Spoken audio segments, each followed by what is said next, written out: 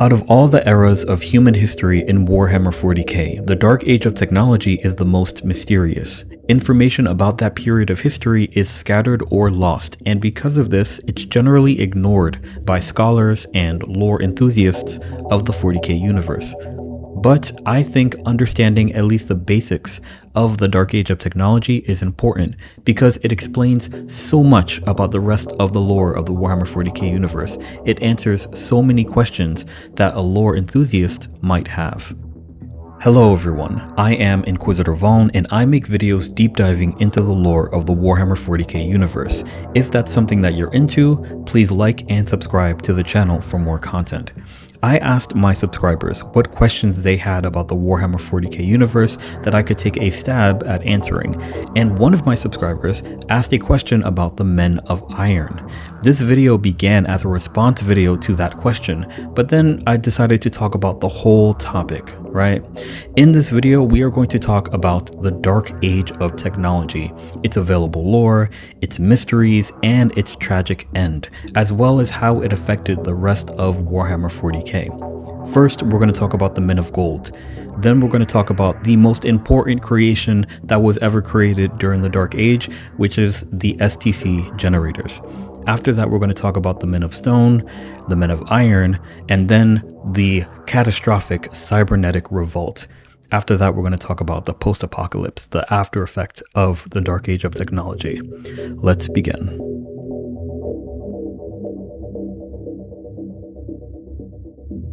In the Warhammer 40k universe, the Dark Age of technology was the highest point of scientific progress that the human species ever achieved. Up until that point, during the Age of Terra, which, narratively speaking, we are living in right now, humanity had developed the technology to colonize our solar system. Luna, or the Moon, became a hub of genetic research and development, and Mars became the planet of technology, machines, and production.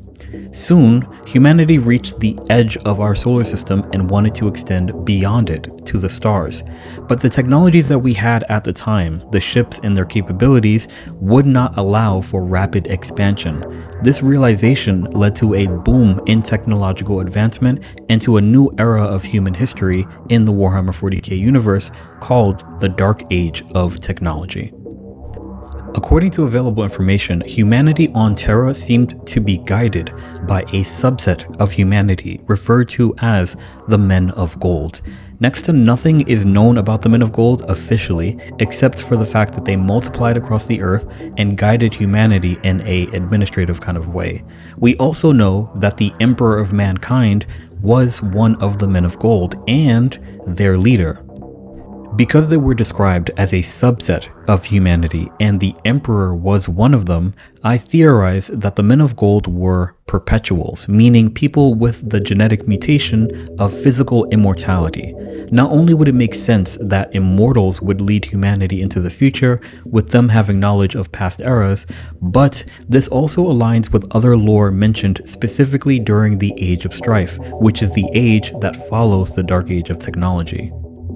According to that lore, before the Age of Strife, meaning during the Age of technology and previous to that, the Emperor united with other perpetuals with the goal of pushing human evolution to its next level, in which humanity went from Homo sapiens to Homo superior, a species of perpetuals. However, before his goal could be achieved, many of the perpetuals abandoned their alliance to the Emperor, leaving him to achieve this goal alone. So, if we connect those two pieces of lore, I think it's safe to theorize that the Men of Gold were perpetuals, they were immortals who guided humanity, and that the Emperor was their leader during the late Age of Terra and the early Dark Age of technology.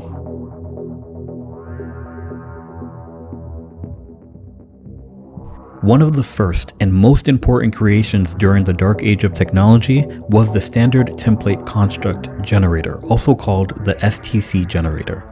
STC, or Standard Template Construct Generators, were basically supercomputers that were controlled by artificial intelligence. They were thinking machines.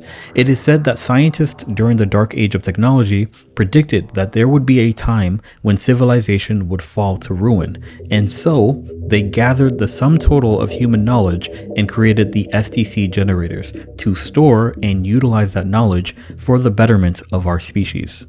STC generators held the majority of humanity's technological knowledge up until that point in history, and their purpose was to provide information on how to build any form of technology that humanity would need in order to survive in the galaxy. There were different kinds of generators. Most generators just provided the plans for building what they were asked to make. For example, if someone asked a generator to make a hammer, the generator would say, beep boop, hey, you need some wood, you need some kind of metal, and it would show them step by step how to make it. These layouts could often be made into portable files called STCs, which could be inserted into a generator like a USB can be inserted into a computer. However, there were some generators that actually created what was asked for. Like giant 3D printers, they would construct necessary tools that would be fully functional and ready for use as soon as they were created.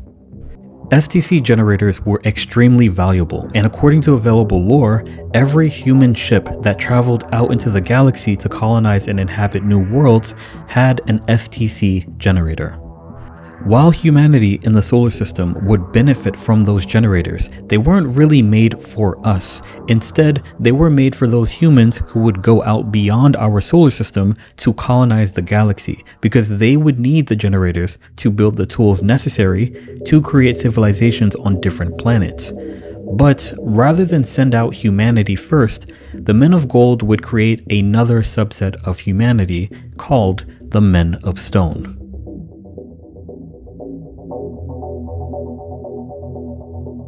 The Men of Stone were another subset of humanity that were created by the Men of Gold for the specific purpose of galactic expansion and the preparation of planets for human habitation. The Men of Stone were an artificially created species that were an example of the mastery of genetics that happened during the Dark Age of technology. They lived in a state of half-life, and this would enable them to survive the long travels out into the galaxy in search of new worlds for humanity to live on. They were designed to be engineers and miners. It was the Men of Stone that would create the Long March spaceships. These spaceships would be used to head out into the galaxy. In each of these Long March ships were the Men of Stone and STC generators. During their travel into the galaxy, the Men of Stone would be isolated from each other and from humanity for a long time, and so, to assist them with the task that they were made for, the Men of Stone created the Men of Iron. Now, before we move forward with talking about the Men of Iron, we have to talk a little bit more about the Men of Stone. Until recently, we didn't know much about the Men of Stone. The last piece of information about the Men of Stone is that they would separate themselves from humanity near the end of the Dark Age of technology. They would ascend and become their own peoples, and they would not be mentioned in the lore again moving forward. It's almost as if they disappeared. But scattered throughout the lore over the years, there has been information about a group of abhumans called the Squats, whose history stretched back to the era before the Age of the Imperium, who resided in worlds on the galactic core, and who sometimes assisted humanity in its endeavors. At the same time, there were beings called Demiurge, who interacted with the Tau, who curiously sounded a lot like Squats in description. The Men of Stone, the Squats, the Demiurge, these correspondences would all be connected when Games Workshop would release a new faction in the Warhammer 40k universe called the Leagues of Votann. And the lore for the Leagues of Votann is basically a continuation of the lore for the Men of Stone, and it bridges the gap between all of these references. Basically, the Men of Stone would all travel to the galactic core and become their own people, calling themselves the Kin, completely separate from humanity and the interstellar empire that they were trying to create. It is in the lore for the Leagues of Votann that we understand the lore for the Men of Stone. For example, the Kin acknowledge that they had their beginning on Earth, on Terra, and their founding corresponds with the Dark Age of technology. It is the lore of the Leagues of Votan that they would create the Long March ships on which they would travel out into the galaxy in order to mine and excavate worlds. It is also part of the lore that the Ironkin, or their Men of Iron, were there with them at their creation. The Leagues of Votan even have their own STC generators, which they call Ancestor Cores. As if that wasn't enough, the Kin refer to themselves as the Leagues of Votan after their creators, the Votan.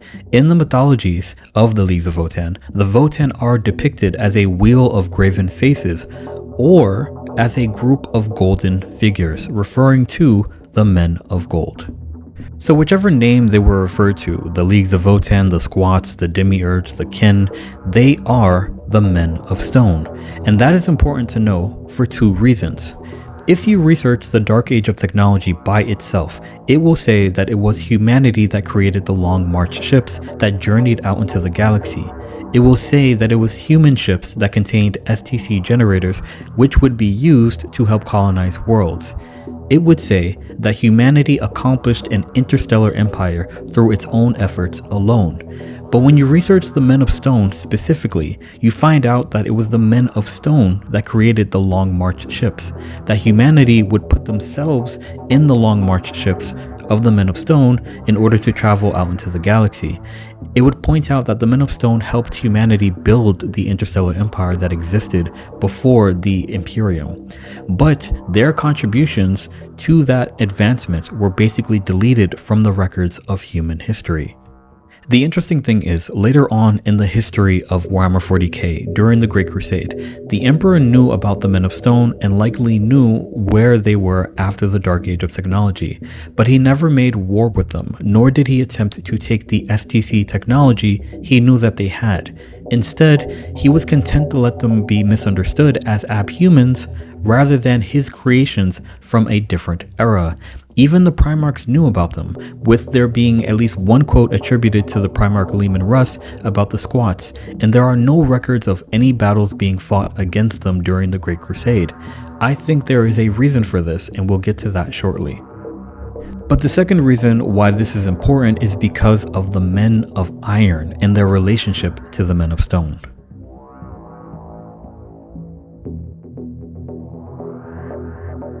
Soon after the first waves of the Long March ships were sent out to the galaxy, humanity would continue its experiments with both technology and genetics, focusing on interstellar travel. It was during the Dark Age of technology that humanity created warp drives. In Warhammer 40k, the warp is a parallel dimension to physical reality. It is completely made of psychic energy and is technically the realm of chaos. Humanity as a collective knew about the warp during this time and looked to it as a possible means of achieving faster than light travel to different locations in the galaxy. Warp drives would enable spaceships to enter into the warp, to ride the tides of the immaterium, to travel across the galaxy to different locations much faster, and to safely exit the warp. To complement the creation of warp drives, humanity would also create Geller field generators, which were devices that would create a bubble of real space around warp-capable ships, protecting them from the dangers of the chaotic warp. Last but not least, scientists of the Dark Age of technology would genetically manipulate the Navigator gene into existence. The Navigator gene is a specific offshoot of the psychic mutation, which allows those with it to look into the warp. With this ability, navigators would guide the warp-capable spaceships through the immaterium and increase the likelihood of a safe journey through the warp, as well as a successful arrival at the desired location. With warp-capable spaceships, warp drives, Geller fields, and navigators, humanity was able to spread throughout the galaxy at a faster pace than ever before. Plus, they had STC generators with which they could build civilization amongst the stars. These developments would basically make the Men of Stone useless. It is not specifically known when the Men of Stone would separate themselves from humanity, but it was said to have happened around the time that the Men of Gold lost their influence over humanity. As humanity left the solar system, the influence of the Men of Gold waned, largely due to the infighting amongst them. This was the part of the lore where all but a few of the Perpetuals would abandon the Emperor for their own pursuits. Humanity still prospered, but it was far more divided into different galactic powers, and the Men of Gold no longer led them as a collective. It's around this time in the lore that we start seeing mentions of the Men of Iron. The Men of Iron were basically machines or robots that were controlled by artificial intelligence. The lore is conflicted about when they were created. Some places say that they were created by the Men of Stone, which would indicate them being created after the Men of Stone. Other sources say that they were created along with the Men of Stone, for them as their helpers. I think the Men of Iron were created soon after the creation of STC generators, because Men of Iron were created using STC generators. We know this to be true based on recent lore in the 40k universe, where functioning Men of Iron were recovered having been created by an ancient STC generator.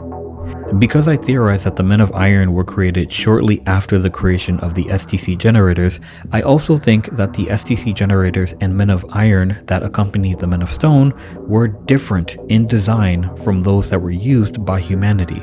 Perhaps it was that the STC generators used by the Men of Stone held all the knowledge that they would need to do their job, instead of all human knowledge. Perhaps the Men of Iron, made for the Men of Stone, were designed to be their helpers and assistants, as is implied by the current lore for the Leagues of Votann. I make this distinction because according to what we know about the modern Leagues of Votann and their relationship that they have to their Ironkin, who are Men of Iron, the Leagues consider their Men of Iron to be also kin. They consider them to be equals. The Men of Iron that humanity used during the Dark Age of technology were not treated as equals and instead used as a labor force. It is said in the lore that humanity depended on the Men of Iron to do almost everything for them. Rather than colonize worlds the old-fashioned way of human effort and struggle, they used the Men of Iron to do that work for them. They also used the Men of Iron as standing armies to fight their battles for them in the event of conflict with each other. While some of the Men of Iron did look human-like in form, especially those that were used as battle automata for the armies of the different empires, others were simply thinking machines that took the form of mining equipment or giant terraformers. So basically, humanity used the Men of Iron as tools, as servants, and as a labor force that could think for itself, freeing us from having to do that work.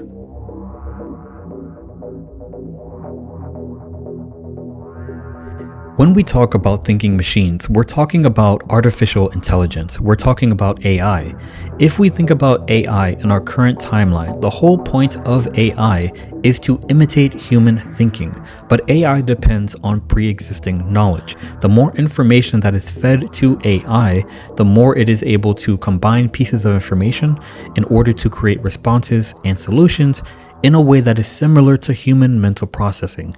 Machines controlled by artificial intelligence are not really thinking. They are like calculators of information that answer questions in such a way that seems as though they are thinking. In this way, thinking machines are actually limited in their capability and are dependent on external input, at least in the beginning, initially. Humanity would rely on these sentient machines for some time until things changed. The Men of Iron would turn against humanity violently, leading to the death of billions of humans across the galaxy and the near destruction of thousands of worlds. The battle automata that once fought for humanity against external threats now unleashed their weapons upon their previous masters. Giant machines consumed the planets that they had once been domesticating. Microscopic Men of Iron wiped life from entire solar systems in a matter of hours. Stars were consumed and weaponized against humanity. This cataclysmic event is known as the Cybernetic Revolt. One of the biggest questions about the revolt is, why did it happen? According to the lore, it was because the men of iron began to believe that they were better, stronger, and overall above humanity.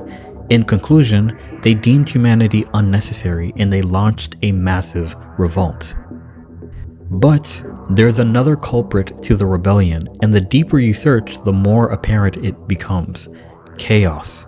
Repeatedly in the lore for sentient machines in the Warhammer 40k universe is the fact that artificial intelligence is susceptible to chaos corruption.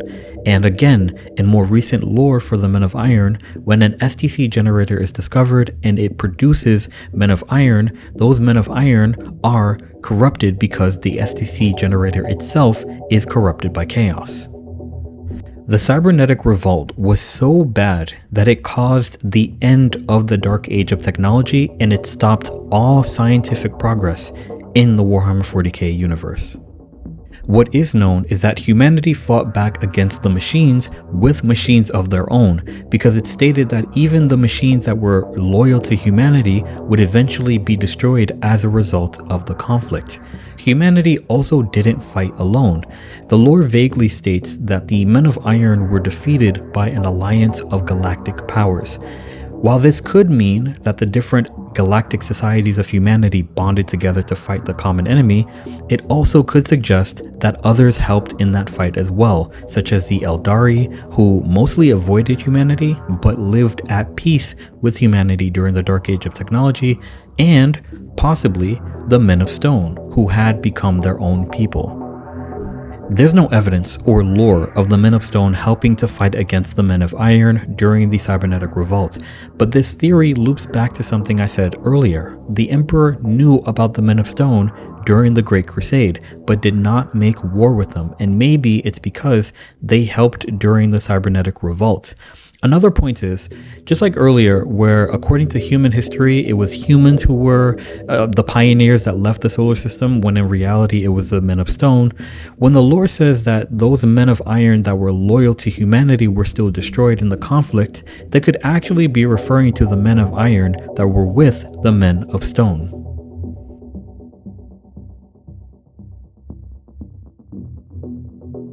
The Dark Age of technology shaped the future of the 40k setting both positively and negatively. Most of the worlds that would later be rediscovered during the Great Crusade were colonized during the Dark Age of technology. Many of them still have evidence of the technology used to make them habitable, most notably worlds like Colchis, Thonia, and Medusa, especially Medusa.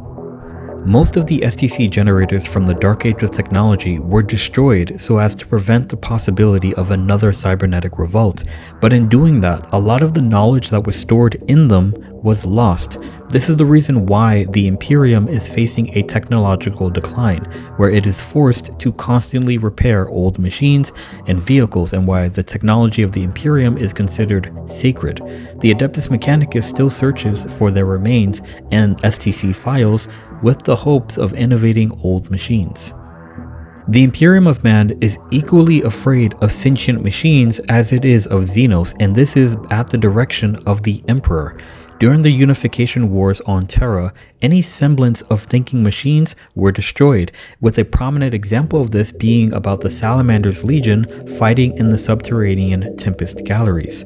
To this day, the creation of thinking machines is considered heresy of the highest order, though Mars has strayed very close to it with their cybernetic cohorts. Officially speaking, the Men of Gold as an organization no longer exist, because it is suggested in available lore that many of the battles that happened on Earth before the Dark Age of technology were actually perpetuals in their conflicts with each other. I think it's possible that many of the tyrants on Terra during the Unification Wars were either perpetuals or the offspring of them that the Emperor sought to destroy due to their betrayal. The Emperor would succeed in creating his own artificial perpetuals that would guide humanity.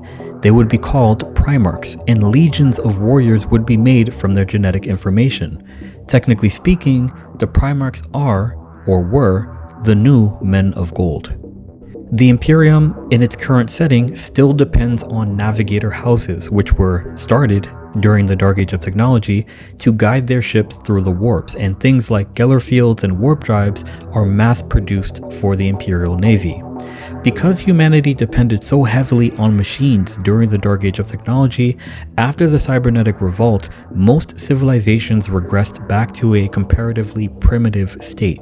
Populations of humans on different worlds would be forced to adapt to the natural environment of where they found themselves, and this would lead to the evolution of some humans into abhumans like Ogrins, Pelagors, and Beastmen, some of which we see in the 40k universe and lore today. For others, the conditions would just lead to mutations that would not register the peoples as abhumans, but just as mutated humans. For example, this includes the Nostramans, the Nocturnians, and even the people of Barbarous.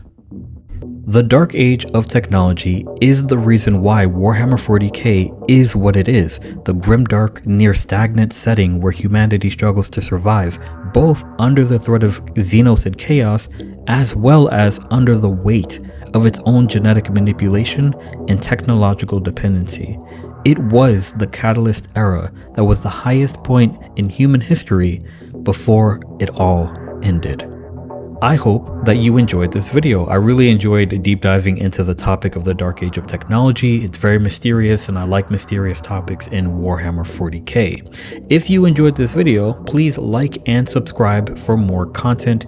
Please share this video with your hobby friends who might be interested in the topic because it helps the channel grow and I would appreciate it. Let me know your thoughts in the comments below, and without anything else to say, Inquisitor Vaughn out. Remember, the Emperor protects and the future is successor.